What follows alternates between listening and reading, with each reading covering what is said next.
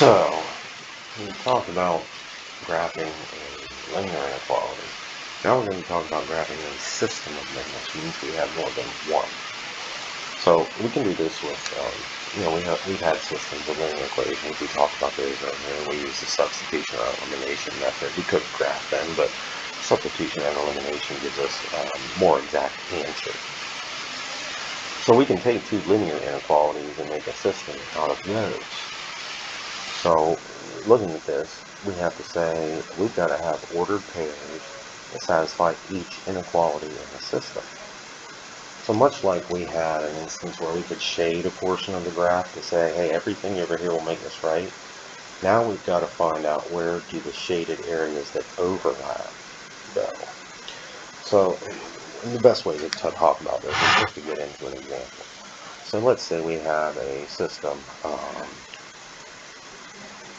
Let's say we have 3x is greater than or equal to y, and we also have x plus 2y is less than 8. So when we look at this, and we'll do a rectangular coordinate grid over here. So okay, here's our grid, put our arrows on. So let's look at 3x is greater than or equal to y. Remember, we want to think of this as 3x is equal to y in a sense. So, and we know this is a greater than or equal to, so our line here will be a solid line in this case.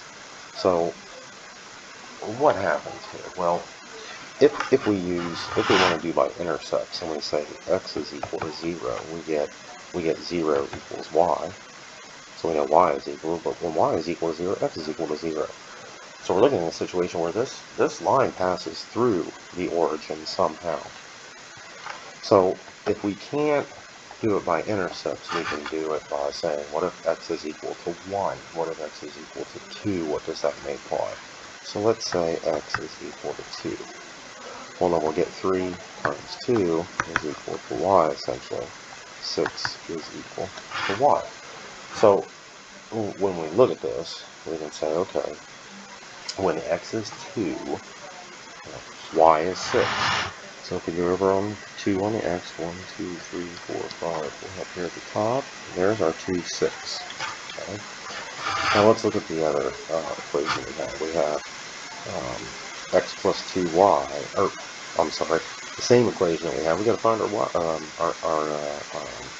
other point here. So we have one point here with 2, 6. We need to find another point. What if x is equal to, let's say negative 2? Well, we could say, okay, 3 times negative 2 is equal to y, negative 6 equals y. So up here we have an ordered pair of 2, 6. Down here we have an ordered pair of negative 2, negative 6. So we could get negative 2 on the x, which is here, and then down 6. 1, 2, 3, 4, 5, here. So here we have 2 points. We went with x is 2 and y, x is 2 and negative 2, which gives us this line. So this is a solid line, remember, because this is greater than or equal to. So all we want to do is just connect those 2 points with a line. Okay? Now, before we go any further, we need to see what side of this line solves this equation. Where does it get fit?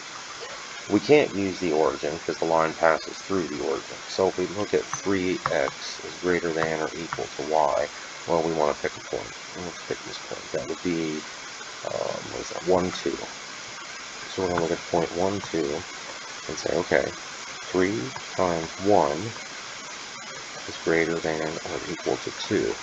Is 3 greater than or equal to 2? That's true. So this is the side of the line that we should be shading. We should shade over here. And this is going to be a lot of stuff here, so bear with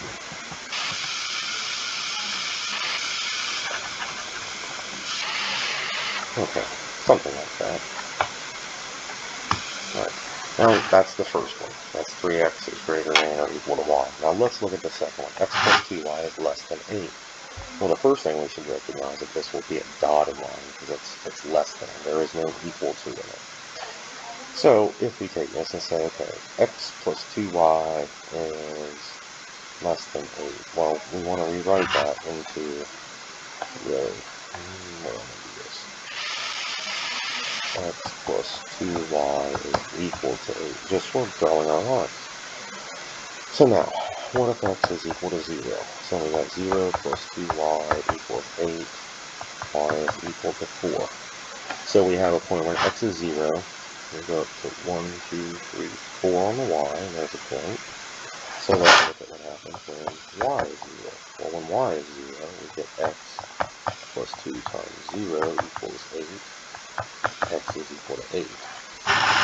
So when y is 0, x is equal to 8. 1, 2, 3, 4, 5, 6, 7, 8. Way out over here with this line. And this is going to be a dotted line because remember we don't have our an equal to here. It's just less than. It's not less than or equal to. So we'll do a dotted line here, somewhat through this and go along.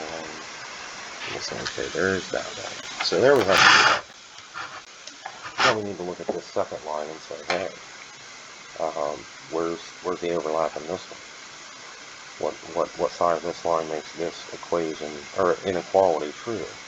So if we write the original inequality, x plus 2y less than 8, it's okay. Let's pick a point on one side of this line or the other. We can pick the origin here.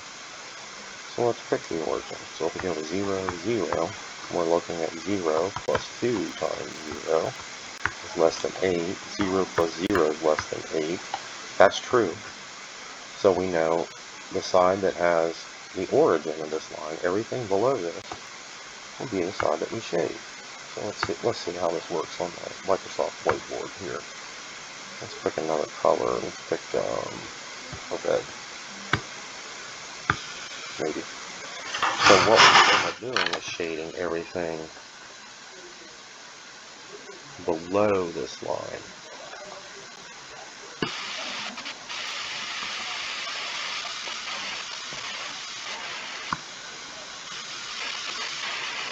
It's getting darker the more I do it. I guess it's going across white. Alright.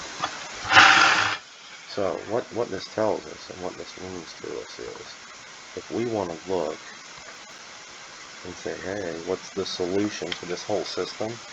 It's the combination of shading that we have in there. So we would look at it as being where we have the blue and the red, we see a little purple here. And I'm going to make that a little more of a purple hue here. But this purple area, and I'll draw the lines a little darker here on the edges of it, so we can see it a little better.